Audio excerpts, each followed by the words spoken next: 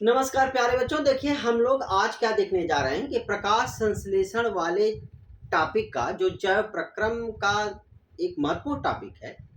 तो प्रकाश संश्लेषण वाले टॉपिक का दूसरा पार्ट देखने जा रहे हैं, जिसमें हम देखेंगे कि वास्तव में प्रकाश संश्लेषण कहाँ होता है। हरित लवक के अंदर प्रकाश संश्लेषण कहाँ होता है? इस क्लोरोप्लास्ट में प्रकाश संश्लेषण। देखिए, प्रकाश संश्लेषण कहाँ होता है? हमने कहा था कि जैसे ये लीफ है, तो इस लीफ में क्या होती है कि दो कोशिकाएं होती हैं कि मेसोफिल टिश्यू।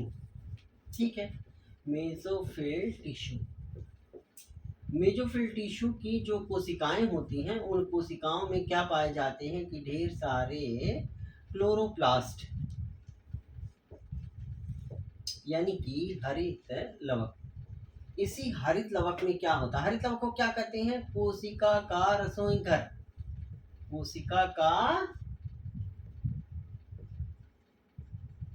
रसोई घर,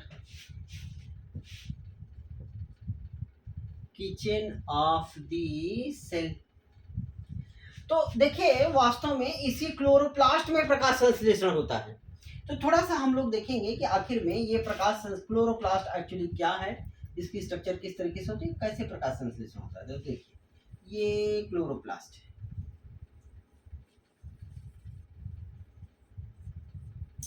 प्रकाश संश्लेषण की ये क्या है कि ये बाह्य परत, बाह्य परत, ये आंतरिक परत है।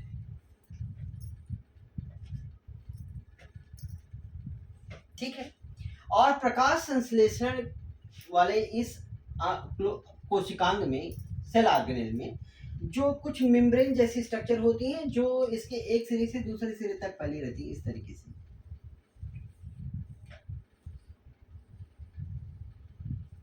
ये जो झिल्ली जैसी संरचना इसके एक सिरे से दूसरे सिरे तक फैली रहती है, इसको हम क्या कहते हैं? लैमेली। इसे क्या कहते हैं? लैमेली।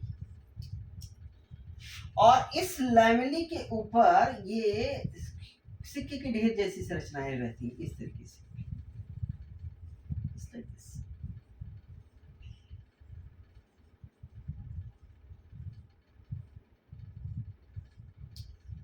और इसमें ये लिक्विड भरा रहता है, जिसे क्या कहते हैं? स्ट्रोमा। ये जो सिक्के के ढेर जैसी संरचनाएं हैं, इसे हम क्या कहते हैं? ग्रेनम। और ये जो लैमेली झिल्ली जो इन दो ग्रेनम को जोड़ती है, इसे क्या कहते हैं? Stroma lamellae. Stroma lamellae. ये क्लोरोप्लास्ट है। देखिए, कहते हैं कि जो प्रकाश संश्लेषण है वो दो स्टेप में होता है। एक को कहते हैं क्या? Light reaction. एक को क्या कहते हैं? Light reaction. और प्रकाश संश्लेषण का जो दूसरा चरण है, उसे क्या कहते हैं? Dark reaction. तो जो प्रकाश संश्लेषण का लाइट रिएक्शन है, यानी इसे क्या कहते हैं? प्रकाशिकीय अभिक्रिया। प्रकाशिकीय, यानी कि प्रकाश की उपस्थिति में होता है ये काम, प्रकाश की अभिक्रिया। और डार्क रिएक्शन को क्या कहते हैं? अप्रकाशिकीय अभिक्रिया। अप्रकाशिकीय अभिक्रिया। ठीक है, तो यानी कि प्रकाश संश्लेषण, जो पौधे खाना बनाते हैं, वो दो स्टेप में ही अपना काम, दो चरण में खाना बनाते हैं, फूड सिंथेसाइज करते हैं। एक लाइट रिएक्शन और एक डार्क रिएक्शन। पूरा प्रकाश संश्लेषण की प्रोसेस कहाँ होती है? इस क्लोरोप्लास्ट के अंदर। ये क्लोरोप्लास्ट का मतलब कि this one is known as what? हरित लवक, जिसे कहते हैं कोशिका का रसोई घर। यहीं पे प्रकाश संश्लेषण पूरा होगा, ग्रीन लीफ के अंदर, इस क्लोरोप्लास्ट के अंदर प्रकाश संश्लेषण होगा। तो जो ग्रेनम होता है, एक्चुअली प्रकाश संश्लेषण की प्रकाश की अभिक्रिया कहाँ होती है? इस ग्रेनम के अंदर। ये जो ग्रेनम है, इसके अंदर, ग्रेनम के अंदर, यानी कि प्रकाश की अभिक्रिया कहाँ होगी? ग्रेनम में। और जो अप्रकाश की अभिक्रिया है, ये कहाँ होगी? स्ट्रोमा में। ठीक है, लाइट रिएक्शन कहाँ होगी? यहाँ पे, LIGHT, light reaction. Light reaction कहाँ होगी? ग्रेनम में। जो सिक्के के ढेर जैसे स्ट्रक्चर है, ये सिक्के के ढेर जैसी स्ट्रक्चर को हम क्या कहते हैं? थाइलेकॉइड। थाइलेकॉइड, ठीक है। और एक सिक्के के ढेर, सिक्के जैसे स्ट्रक्चर को थाइलेकॉइड, और जो थाइलेकॉइड का हीप ऑफ स्ट्रक्चर है, ढेर जैसी संरचना, उसको ग्रेनम। इस ग्रेनम में क्या होती है? लाइट रिएक्शन, प्रकाश की अभिक्रिया। और ये जो लिक्विड है इसके चारों तरफ से क्या कहते हैं? स्ट्रोमा। इसमें क्या होती है? डार्क रिएक्शन, डार्क रिएक्शन, ठीक है। तो जो प्रकाश संश्लेषण है, प्रकाश संश्लेषण कहाँ होता है? क्लोरोप्लास्ट के अंदर। क्लोरोप्लास्ट में कहाँ कि प्रकाश संश्लेषण का जो लाइट रिएक्शन है, प्रकाश की अभिक्रिया है, वह कहाँ होती है? इस ग्रेनम के अंदर। ग्रेनम क्या है? मैंने बताया कि जो ये मेम्ब्रेन जैसी स्ट्रक्चर जो क्लोरोप्लास्ट के एक सिरे से दूसरे सिरे तक फैली रहती है, उसे हम क्या कहते हैं? लैमेली। लैमेली के ऊपर सिक्के के ढेर जैसी संरचना है, जिसे कहते हैं ग्रेनम। एक सिक्के को जैसी संरचना को क्या कहते हैं? थाइलेकॉइड। थाइलेकॉइड का जो ढेर बनता है वो ग्रेनम है। इसी ग्रेनम में प्रकाश की अभिक्रिया, लाइट रिएक्शन होती है। और जो इसके चारों तरफ सराउंडिंग लिक्विड है, that is known as what? Stroma. उस स्ट्रोमा में क्या होती है? डार्क रिएक्शन या अप्रकाश की अभिक्रिया होती है। हम अब इसके थोड़ा सा हम लोग देखेंगे कि आखिर में प्रकाश की अभिक्रिया यानी लाइट रिएक्शन में क्या होता है और डार्क रिएक्शन में क्या काम होती है।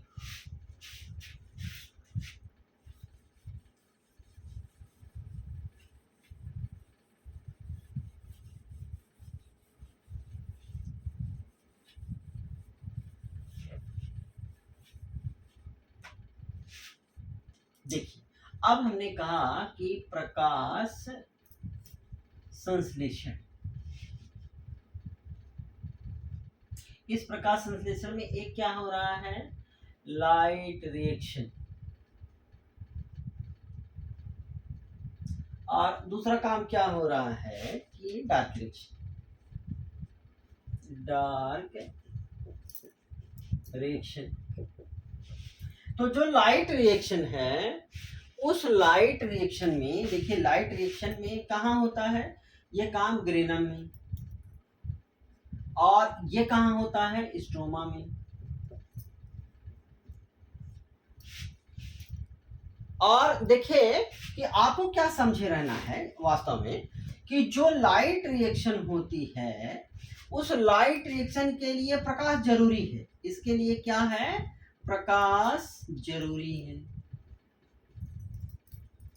Light is essential, light compulsory है। बिना लाइट के लाइट रिएक्शन नहीं हो सकती, इसीलिए इसे क्या कहते हैं? Light reaction. क्योंकि प्रकाश जरूरी है। In the absence of sunlight ये काम नहीं हो सकता। लाइटनेस, और इस लाइट रिएक्शन को किसने खोजा? हिल नाम के साइंटिस्ट ने। इसी कारण इस चरण को हम और क्या कहते हैं? It is also known as Hill reaction, क्योंकि हिल नाम के वैज्ञानिक ने इसको खोजा था। इसी कारण इसको क्या कहते हैं? हिल रिएक्शन भी कहते हैं। कहाँ होती है? ग्रेनम में होती है। क्या काम होता है इस लाइट रिएक्शन का? सबसे जो महत्वपूर्ण कार्य होता है इस लाइट रिएक्शन का, लाइट रिएक्शन को हिंदी में क्या कहते हैं? प्रकाशिकीय अभिक्रिया। प्रकाशिकीय अभिक्रिया।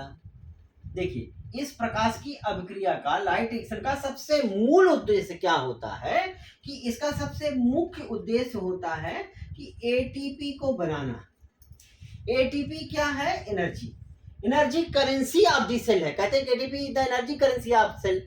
फोटोसिंथेसिस के समय भी एटीपी बनती है। फोटोसिंथेसिस के समय जो एटीपी बनती है, कैसे बनती है कि एडीपी में इनऑर्गेनिक फास्फेट को जोड़ दिया जाता है और उससे क्या बन जाती है? एटीपी। फोटोसिंथेसिस। और इसके लिए कौन सी एनर्जी यूज होती है? Light. Light reaction, light reaction, sorry, light energy use होती है। लाइट एनर्जी, सूर्य के प्रकाश की ऊर्जा का यूज करके एडेनोसिन डाइफॉस्फेट में इनऑर्गेनिक फास्फेट जोड़ा जाता है। इसी कारण इस काम को हम क्या कहते हैं? फास्फोराइलेशन। इस प्रक्रिया को क्या कहते हैं? फास्फोराइलेशन,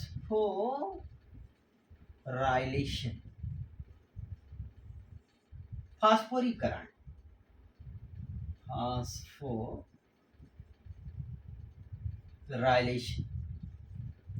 प्रकाश संश्लेषण के समय लाइट रिएक्शन में सबसे प्रमुख जैसे लाइट रिएक्शन का क्या है, एटीपी का बनाना। एटीपी के बनाने के काम को क्या कहते हैं, फास्फोराइलेशन। फास्फोराइलेशन का मतलब फास्फोरस को जोड़ देना, इनऑर्गेनिक फास्फेट को इस एडिनोसिन डाइफास्फेट में जोड़ दिया गया, इसी कारण इसको हम क्या कहते हैं, फास्फोराइलेशन। चूंकि इसके लिए लाइट एनर्जी यूज हो रही है इसीलिए इसको क्या कहते हैं, फोटोफास्फोराइलेशन। यानी कि प्रकाश, आपको एक चीज केवल समझे रहना है कि फोटोसिंथेसिस के समय जो एटीपी बनती है उस एटीपी बनने के काम में एडिनोसिन डाइफास्फेट में इनऑर्गेनिक फास्फेट को जोड़ा जाता है, इसी कारण इसको क्या कहते हैं, फास्फोराइलेशन। लेकिन चूंकि इसके लिए एनर्जी कहां से यूज होती है, सूर्य के प्रकाश की लाइट एनर्जी यूज होती है, इसी कारण इसको क्या कहते हैं, फोटोफास्फोराइलेशन। श्वसन के समय जब हमारी हर बॉडी सेल में क्या होता है, श्वसन होता है, तभी एटीपी बनती है, लेकिन उसमें ग्लूकोज के ऑक्सीडेशन से एटीपी बनती है। इस कारण से श्वसन के समय जो एटीपी बनती है, श्वसन के समय एटीपी बनती है, तो उसको चूंकि ग्लूकोज के ऑक्सीडेशन से बनती है, इस कारण उसे क्या कहते हैं, ऑक्सीडेटिव फास्फोराइलेशन।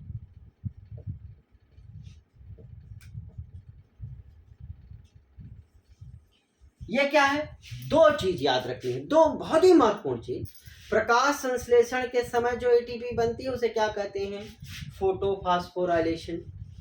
और जो श्वसन के समय एटीपी बनती है उसे क्या कहते हैं, ऑक्सीडेटिव फास्फोराइलेशन। यहाँ पे प्रकाश ऊर्जा का यूज करके एडीपी में इनऑर्गेनिक फास्फेट जोड़ा जाता है, और यहाँ पे ग्लूकोज के ऑक्सीकरण से जो ऊर्जा मिलती है उसका प्रयोग करके हम एटीपी बनाते हैं, इसी कारण ये ऑक्सीडेटिव फास्फोराइलेशन है और ये फोटोफास्फोराइलेशन। तो हमें फिलहाल एक जो महत्वपूर्ण चीज समझनी थी वो कि लाइट रिएक्शन के समय सबसे जरूरी काम क्या होता है, एटीपी का बनना, वो एटीपी बन गई। और दूसरा काम क्या बनता है कि प्रकाश संश्लेषण में हमने कहा था कि कार्बन डाइऑक्साइड का रिडक्शन होता है, तो दूसरा काम एक चीज और बनती है, NADPH प्लस H प्लस भी बनता है। यह क्या है, यह एक रिड्यूसिंग एजेंट है, रिड्यूसिंग एजेंट यानी रिडक्शन का काम करता है। ये कौन, NADPH plus H plus reducing agent है। ये दोनों ही चीजें ATP और NADPH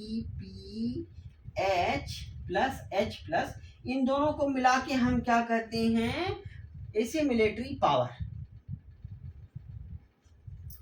एसिमिलेटरी पावर।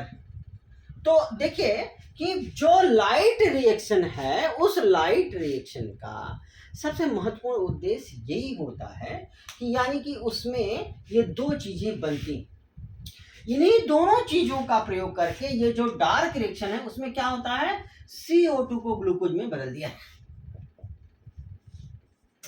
CO2 का रिडक्शन कर दिया जाता है, CO2 का रिडक्शन, अपचयन कर दिया जाता है ग्लूकोज।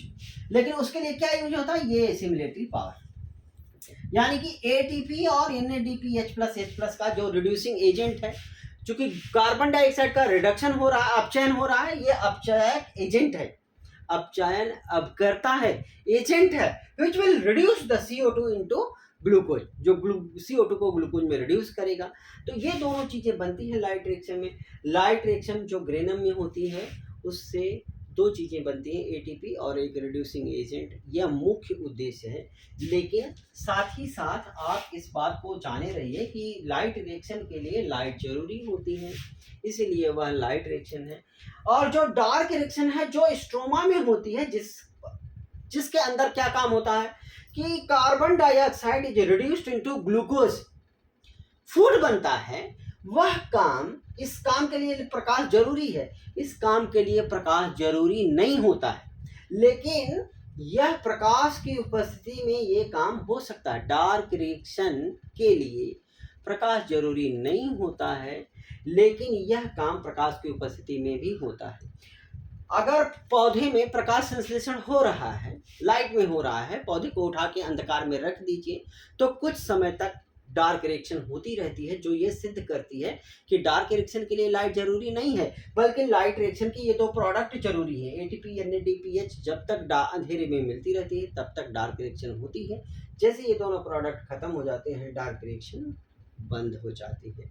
फिलहाल यही समझना है कि डार्क रिएक्शन अप्रकाश की अभिक्रिया के लिए प्रकाश जरूरी नहीं होता है। हाँ, यह काम प्रकाश की उपस्थिति में हो जरूर सकता होता ही है, क्योंकि पौधे सूर्य के प्रकाश की उपस्थिति में ही प्रकाश संश्लेषण करते हैं। उस समय लाइट रिएक्शन भी होती रहती है, डार्क रिएक्शन भी होती रहती है, लेकिन डार्क रिएक्शन के लिए प्रकाश की जरूरत नहीं होती है। वो होता जरूर है और वो अंधेरे में भी हो सकता है।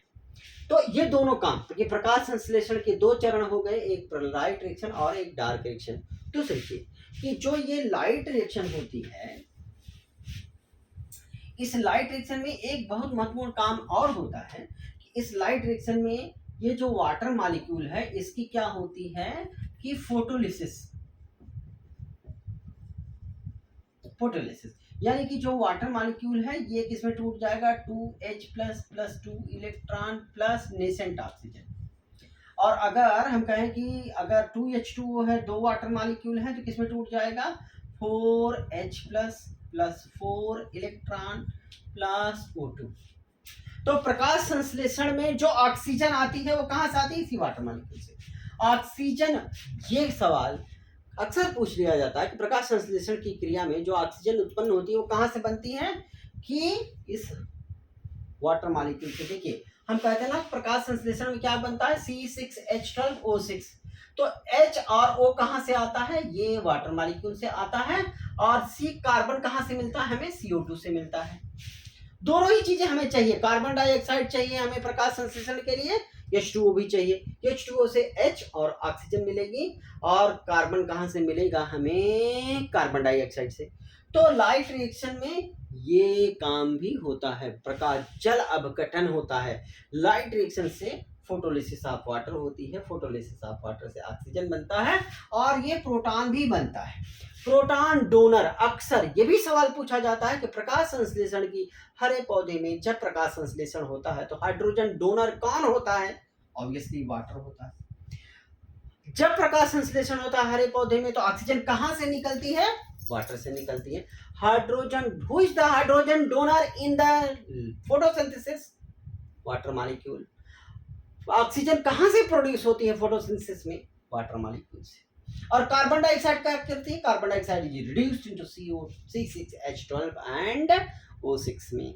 तो देखिए प्रकाश संश्लेषण के दो चरण हमने देखे, लाइट रिएक्शन और dark reaction.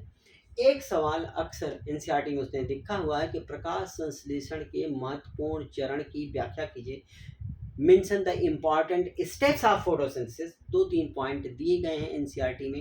In the next video lecture we will discuss what are the important steps of the photosynthesis, और उसमें जो है हम ये भी देखेंगे कि प्रकाश संश्लेषण में होने वाले कुछ एक्सपेरिमेंट दिए हैं एनसीईआरटी में कि प्रकाश संश्लेषण के लिए क्लोरोफिल जरूरी है, सनलाइट जरूरी है, कार्बन डाइऑक्साइड जरूरी है, और वो उससे भी सवाल आते रहते हैं 10th की परीक्षा में जब प्रक्रम वाले टॉपिक से। तो उस वीडियो लेक्चर में हम उस सारी चीज़ों को डिस्कस करेंगे। आप चैनल को सब्सक्राइब जरूर करिए, बहुत ज़रूरी है, उसको लाइक भी करिए, शेयर भी करिए, और लोगों में भी फैलाइए कि अगर चैनल महत्वपूर्ण है, इससे आपके काम की चीज़ें पता चलती हैं, तो बाकी लोगों में भी शेयर करिए, सब्सक्राइब करिए, लाइक भी करिए, so that you can get the notification and important things about this topic. धन्यवाद।